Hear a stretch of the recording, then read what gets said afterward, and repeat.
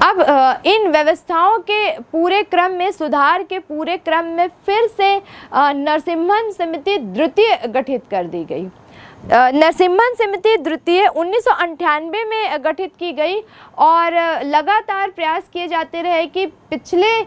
जिन सुझावों को ध्यान में रखते हुए जो भी कार्य किए गए, जिनको अपनाया गया, उसके बावजूद भी जिन जिन क्षेत्रों में अभी तक कमियां रह गई उनमें सुधार लाया जा सके। तो यहाँ पर हमने देखा कि बहुत सारे सुधारात्मक कदम 1991 में भी जब नरसिम्हन समिति का गठन हुआ था तो वहाँ पर भी उठाए गए थे। बहुत सारे सुझावों को सरकार ने स्वीकार किया, लेकिन फिर भी अब जो क्षेत्र बच गए उस पर कार्य किया जाना था। और दूसरी एक बात यह कि इन सुधारों की जो समीक्षा है और इसी को ध्यान में रखते हुए सरकार ने 26 दिसंबर 1997 को द्वितीय नरसिम्हन समिति का गठन किया। और यहाँ पर देखा जाए तो श्री नरसिम्हन जी की समिति के द्वारा जो अध्यक्षता में जो समिति गठित की गई, कहीं ना कहीं उसका भी कार्य कुल मिलाकर बैंकिंग प्रणाली में सुधार लाना ही था, बैंकिंग व्यवस्था का सुचारू संचालन ही था। तो यहाँ पर इन्होंने कुछ दृष्टिकोण को ध्यान में रखते हुए, कुछ कार्यों को ध्यान में रखते हुए अपने सुझाव प्रस्तुत किए। कौन कौन से कार्य थे जिनको दृष्टिगत रखते हुए उन्होंने अपनी सिफारिशें सरकार के समक्ष प्रस्तुत की। तो सबसे पहला कार्य इन्होंने बैंकिंग नीति को सुदृढ़ बनाना, एक मजबूती लाना था। बार बार बहुत सारी जो बैंकिंग इकाइयां रुग्ण पड़ी हुई थी, बीमार पड़ी हुई थी, बंद होती जा रही थी, उनको कहीं ना कहीं सबल बनाना या वित्तीय रूप से उनको मजबूती प्रदान करना था। दूसरा इसका जो महत्वपूर्ण कार्य इन्होंने ध्यान में रखा वो था तकनीकी परिवर्तन इसमें किया जाए, अच्छी टेक्नोलॉजी इसमें लागू की जाए। जैसे कि पहले भी उन्होंने बात कही कि यंत्रीकृत व्यवस्था अपनाई जाए, कंप्यूटरीकृत व्यवस्था अपनाई जाए और मानव संसाधन जो है उनको अपडेट किया जाए। तो ये सारी चीज़ों को ध्यान में रखा गया। साथ में इन्होंने कहा कि बैंकिंग प्रणाली को सुदृढ़ बनाने के लिए जो व्यापक प्रयास हो सकते हैं सरकार के द्वारा और बैंकिंग अधिकारी और कर्मचारियों के द्वारा, इनको संयुक्त रूप से मिलजुल कर कार्य करने की ज़रूरत है। तो इन सभी कार्यों को दृष्टिगत रखते हुए इन्होंने 22 अप्रैल 1998 को अपनी रिपोर्ट जो थी वो सरकार के समक्ष प्रस्तुत की। अब इन्होंने अपनी रिपोर्ट में कौन कौन से सुझाव प्रस्तुत किए इस पर एक नज़र डालें तो यहाँ नरसिम्हन समिति द्वितीय में सबसे पहला जो इन्होंने सुझाव प्रस्तुत किया वो ये रहा कि सार्वजनिक क्षेत्र में जो है बैंकिंग का एक त्रिस्तरीय ढांचा निर्मित किया जाए और उसके अकॉर्डिंग कार्य किया जाए। तो क्या थी इस त्रिस्तरीय ढांचे की व्यवस्था, इस पर एक नज़र डालें तो हम देखते हैं कि 2 या 3 अंतर्राष्ट्रीय स्तर के बैंक हों, साथ में 8 से 10 जो है वो राष्ट्रीय स्तर के बैंक हो और तीसरी व्यवस्था के अंतर्गत माना कि कुछ स्थानीय बैंक भी होने चाहिए। तो ये त्रिस्तरीय ढांचा को बनाकर फिर बैंकिंग व्यवस्था को आगे बढ़ाया जाए। दूसरा इन्होंने कहा कि त्रिस्तरीय बैंकिंग ढांचे के लिए बैंकों का जो पारस्परिक विलय है, एक दूसरे बैंक में जो मर्ज करने की जो प्रक्रिया है उस पर सरकार को संस्तुति दी जानी चाहिए, अपनी सहमति दी जानी चाहिए। और साथ में कमज़ोर बैंक जो है उनके लिए समिति द्वारा सीमित व्यवसाय अपनाने की व्यवस्था की जानी चाहिए कि वो अपना जो कार्य क्षेत्र है उसको थोड़ा सीमित रखे, बहुत ज़्यादा प्रसारित उसको ना करे। और अगर फिर भी इसमें किसी प्रकार की कोई विफलता आती है तो फिर उसको ऐसे बैंकों को फिर बंद कर दिया जाना चाहिए, ऐसे उन्होंने सुझाव रखे। साथ में हमने देखा कि इसमें तीसरे स्तर के जो स्थानीय बैंक का कार्य क्षेत्र जो राज्य या जिले के समूह तक ही केवल सीमित रखने की बात कही गई। तीसरे स्तर में हमने यहाँ पे देखा था कि वो बैंक है जो स्थानीय बैंक है तो बहुत ज़्यादा ये अपने कार्य क्षेत्र को न बढ़ाकर एक जिले, एक स्थान तक ही सीमित रखे, ये बात कही गई। वैसे ही इन्होंने एक सुझाव ये भी प्रस्तुत किया कि आरबीआई एक्ट और बैंकिंग रेगुलेशन एक्ट के साथ साथ जो नेशनलाइजेशन एक्ट है और एसबीआई एक्ट है ये सब भी लागू किए जाने चाहिए, इसकी भी समीक्षा इन्होंने की। साथ ही बैंकों का जो कंप्यूटरीकरण था जिसकी जो बात थी वो 1991 से ही की जाती रही। नरसिम्हन समिति प्रथम का जब गठन हुआ वहाँ से ही ये व्यवस्था लागू की जाने की होने की बात की जाती रही, तो उसको और अधिक सबल या और अधिक व्यापक बनाने के प्रयास पर इस समिति ने बल दिया। साथ ही साथ तो ये जो संपत्तियां हैं इनको ये माना गया है कि बैंक इनको अधिग्रहण करे और इनका अधिग्रहण करने के लिए एक अलग से एसेट्स रिकंस्ट्रक्शन फंड की स्थापना कर दी जाए, ताकि जब इन परिसंपत्तियों का फिर से क्रय विक्रय किया जाए, ज़रूरत पड़ने पर इनको जब खरीदा जाए तो ऐसी दशा में वित्तीय व्यवस्था में बहुत ज़्यादा भार न पड़े। साथ ही साथ इन्होंने माना कि पूंजी की पर्याप्तता जो है उसके लिए पूंजी पर्याप्तता अनुपात में वृद्धि की जानी चाहिए। एक सुझाव इन्होंने ये भी दिया कि कर्मचारियों की अगर संख्या अधिक है, जैसे हमने देखा कि कई बार जब बहुत अच्छे तरीके से बहुत अच्छी प्रक्रिया को ध्यान में रखते हुए मानव संसाधन की व्यवस्था नहीं की जाती है तो अनुपातिक जो यहाँ पर कर्मचारियों की संख्या रहती है वो बहुत गलत हो जाती है। किसी बैंकों में बहुत ज़्यादा कर्मचारी अधिकारी होते हैं, कहीं बहुत कम होते हैं, कर्मचारियों का अभाव रहता है। तो ये सारी व्यवस्था में सुधार लाने के लिए एक बात कही कि बहुत अधिक अगर कर्मचारियों अधिकारियों की संख्या है तो स्वैच्छिक सेवानिवृत्ति की योजना यहाँ पर लागू की जानी चाहिए। अब यहाँ पर इन्होंने अपने सुझाव तो प्रस्तुत किए, लेकिन सरकार ने किन किन सुझावों को अपनाया और कौन कौन से प्रयास किए गए, आइए इस पर बिंदुवार एक नज़र डालें। नरसिम्हन समिति द्वितीय में सरकार द्वारा अपनाए गए उपाय। नरसिम्हन समिति 1998 की सिफारिशों पर सरकार ने विचार करते हुए अनेक घोषणाएं की, जिनमें प्रमुख निम्न है। पहला, ऋण वसूली न्यायाधिकरणों को अधिक सुदृढ़ करना। दूसरा, बहुत अधिक अनुत्पादकीय परिसंपत्तियों वाले बैंकों की बकाया राशि की वसूली के लिए प्रयोग के आधार पर परिसंपत्ति पुनर्रचना कंपनियों की स्थापना करना। तीसरा, बैंकों के पूंजी पर्याप्तता अनुपात के तत्कालीन 8% अनुपात को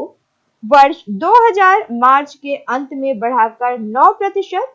और उसके बाद पुनः बढ़ाकर 10% करना।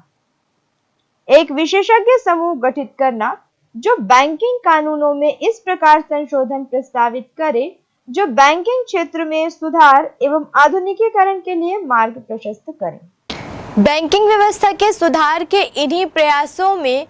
आगे एक और समिति का गठन किया गया, जिसे वर्मा समिति का नाम दिया गया। वर्मा समिति के बारे में हम जाने तो सार्वजनिक क्षेत्र में जो कमजोर बैंक हैं उनकी पुनर्स्थापना करने के लिए या फिर उनमें जो कमियां हैं उनको दूर करने के लिए, या ऐसे बैंक जिनकी जो सुचारू रूप से संचालन नहीं कर पा रहे हैं उनकी व्यवस्था को दुरुस्त करने के लिए, और बैंक से संबंधित बहुत सारी ऐसी समस्याओं के निराकरण के लिए वर्मा समिति की स्थापना की गई। वर्मा समिति पर एक नज़र डालें तो रिजर्व बैंक ने MS वर्मा की अध्यक्षता में वर्मा समिति का गठन किया और इन्होंने अपनी सिफारिश 4 अक्टूबर 1999 को प्रस्तुत की। आइए वर्मा समिति की सिफारिशों पर एक नज़र डालें तो इसमें हम सबसे पहले देखते हैं कि कमज़ोर बैंक जो थे उनकी व्यवस्था दुरुस्त करने और उनको शक्तिशाली बनाने के क्षेत्र में कुछ सुझाव दिए गए, जिनमें कुछ प्रमुख सुझाव थे कि यूको बैंक या इंडियन बैंक और या यूनाइटेड बैंक ऑफ इंडिया, ये जो बैंक है इनकी व्यवस्था में सुधार लाने के लिए एक ऐसी व्यूह रचना, एक ऐसी स्ट्रेटेजी बनाई जाए जिससे इन बैंकों की जो कमजोरियां हैं उनको धीरे धीरे करके एक तो दूर किया जाए, और दो बातों का इसमें ध्यान रखा गया कि कुछ ऐसी व्यूह रचना बनाई जाए कि इन बैंकों की लाभप्रदता जो है उसको बढ़ाया जा सके और अतिरिक्त जो लागतें हैं उनको कम किया जा सके। तो ये एक प्रमुख सुझाव था कमजोर बैंकों के क्षेत्र में। दूसरा हम देखते हैं कि इसके लिए जो दो उद्देश्य निर्धारित किए गए कि एक तो लाभप्रदता को अधिक करना है और दूसरा इनकी जो लागतें हैं उसको कम करना है। तो इसके लिए इन्होंने जो इनके कामकाज के तौर तरीके हैं उसमें एक तो सुधार लाने की बात कही। दूसरा ये कहा गया कि लागत को कम करने के लिए बैंक जो अलाभकारी व्यवसाय कर रही है, यानी बहुत सारे ऐसे कार्य कर रही है जिसमें जो बैंकिंग बैंकिंग से संबंधित कार्य तो है, लेकिन एक्सपेक्टेड जो लाभ है वो नहीं मिल पा रहा है, तो ऐसे कार्यों को समाप्त कर दिया जाना चाहिए। अब साथ ही साथ समिति ने ये विचार भी प्रस्तुत किया कि निजी क्षेत्र के जो बैंक है जिन्होंने आधुनिकीकरण को ध्यान में रखते हुए बहुत सारे कंप्यूटरीकृत यंत्रों का प्रयोग किया, अपने जो उनके ह्यूमन रिसोर्सेस है, मानव संसाधन जो है उनको ट्रेंड किया, तो उनको फॉलो करते हुए, उनको देखते हुए इनको भी, ये जो कमज़ोर बैंक है उनको भी अपनी व्यवस्था में सुधार लाने की ज़रूरत है। तो ये उनको देखकर उनके हिसाब से क्या उन्होंने परिवर्तन लाया है, कैसे उन्होंने अपने आप को आधुनिक किया है, इस व्यवस्था पर भी एक नज़र डालने की उन्होंने ज़रूरत महसूस की। और साथ में जबकि सार्वजनिक क्षेत्र के जो बैंक हैं उनमें अगर आधुनिकीकरण या यंत्रीकरण के लिए अगर ज़रूरत पड़े तो बाहर की किसी एजेंसी से हेल्प ले सकते हैं, ये बात उन्होंने कही। अब अगर हम बात करें कि यूको बैंक, इंडियन बैंक और साथ में हम बात कर रहे थे कि UTI, United trust of India की, तो ये जो बैंक थे इनके बारे में कहा गया कि 50 लाख रुपए से अधिक के इनके जो परिसंपत्तियां हैं उनको एसेट्स रिकंस्ट्रक्शन फंड के द्वारा उनको हस्तगत करने की बात कही गई। साथ ही साथ इन्होंने ये भी सुझाव दिया कि समिति के जो कर्मचारी हैं उनकी जो संख्या है वो लगभग 30 से 35% जो है उसमें कमी की जा सकती है, और प्रारंभ में अगर चाहे तो कम से कम 25% तक तो कर्मचारियों की जो संख्या है उसको कम कर सकते हैं, क्योंकि पूरा का पूरा इनका जो फोकस था वो ये था कि लाभ को बढ़ाना है, और कहीं ना कहीं अगर लागतें ज़्यादा आ रही हैं किसी चीज़ में तो लागत को कम करना है। तो इन सब बिंदुओं को अपना कर हो सकता है कि लाभ को बढ़ा के लागत को कम किया जा सके।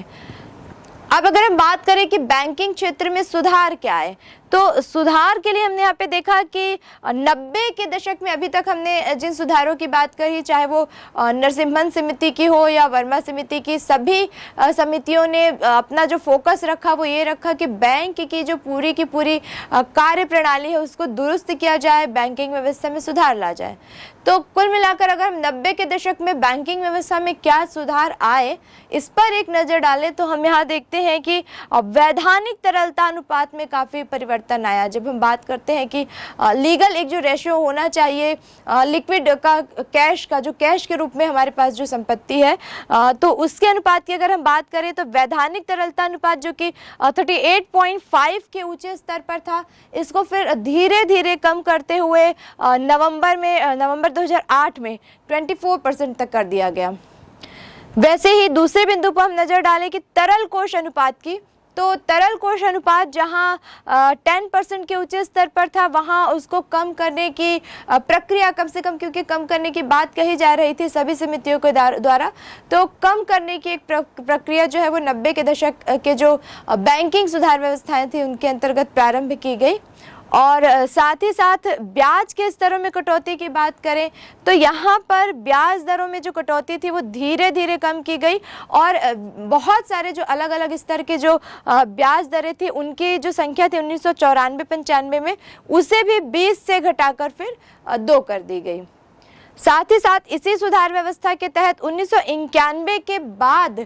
जो ब्याज दरें थी उनमें किस प्रकार के परिवर्तन आए, किस तरह से वो घटी, क्या महत्वपूर्ण परिवर्तन ब्याज दरों में किए गए, आइए इस पर बिंदुवार एक नजर डालें। सन 1991 के बाद ब्याज दरों में किए गए महत्वपूर्ण परिवर्तन। पहला, व्यापारिक बैंकों की सावधि जमा पर ब्याज दरें अनियंत्रित कर दी गई। दूसरा, स्टेट बैंक ऑफ इंडिया एवं अन्य व्यापारिक बैंकों की प्रमुख उधार दर को 2 लाख रुपए से अधिक के अग्रिमों पर कम कर दी गई। तीसरा, 2 लाख से अधिक के बैंक उधार पर ब्याज दर पूर्णतः अनियंत्रित कर दी गई। चौथा, शहरी सरकारी बैंकों को छोड़कर सभी सरकारी बैंकों की ब्याज दरें इस शर्त के साथ अनियंत्रित कर दी गई कि वे अपनी उधार दर 13% के न्यूनतम स्तर पर बनाए रखेंगे। तो आपने देखा कि 1991 के बाद जिन व्यवस्थाओं में सुधार लाया गया, ब्याज संबंधी व्यवस्थाओं में, उस पर कौन कौन से बिंदु को दृष्टिगत रखते हुए क्या क्या सुधार किए जा सके। अब हम देखें कि पूंजी की पर्याप्तता अनुपात जो है उसमें उसके क्षेत्र में क्या किया गया। तो यहाँ भी हमने देखा कि पूंजी पर्याप्तता अनुपात जो है उसमें व्यापारिक बैंक के जो मापदंड है उस पूंजी पर्याप्तता के लिए उसको जो भारत में कार्यरत जितने भी बैंक हैं उनके लिए प्रयास किया गया कि 8% की पूंजी पर्याप्तता का जो मानक स्तर है कम से कम 8% तक उसको लाना चाहिए और वो सभी बैंकों के लिए अनिवार्य कर दिया जाना चाहिए। अब अगर हम बात करें कि अन्य सुधार की, तो आइए इस पर बिंदुवार एक नजर डालें कि कौन कौन से अन्य सुधार इस प्रयास के अंतर्गत किए गए। निजी क्षेत्रीय बैंक के संबंध में नए दिशा निर्देश इस प्रकार थे। पहला, बैंक की प्रारंभिक चुकता पूंजी को न्यूनतम 100 करोड़ रुपए से बढ़ाकर 200 करोड़ रुपए किया गया। दूसरा,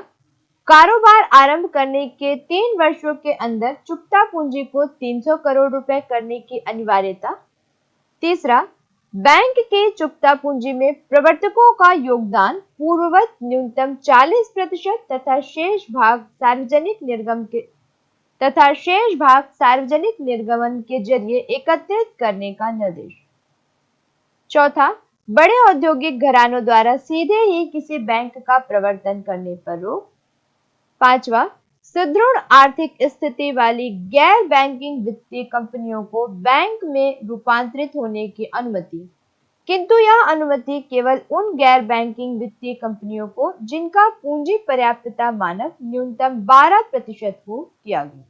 तो आपने देखा कि बैंकिंग व्यवस्था में 90 के दशक में बहुत सारी समितियों की स्थापना के साथ साथ सरकारी क्षेत्र के जो बैंक थे उनमें बहुत सारे सुधार के लिए सुझाव प्रस्तुत किए गए और बहुत सारे सुधार आए भी।